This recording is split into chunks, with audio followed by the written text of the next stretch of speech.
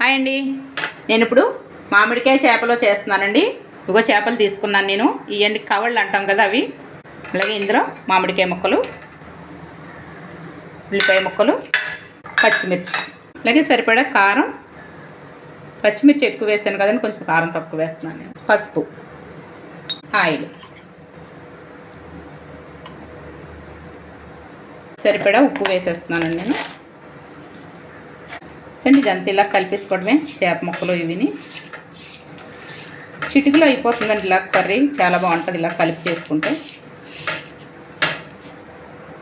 సరిపడా వాటర్ వేసేస్తాను.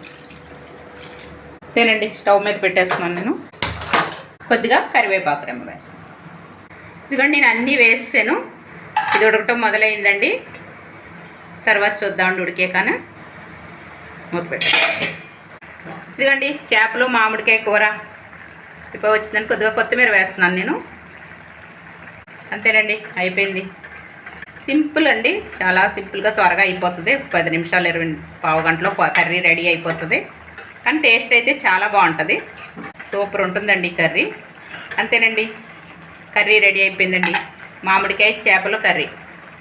నచ్చితే లైక్ చేయండి, సబ్స్క్రైబ్ చేసుకోండి. Okay friends, bye.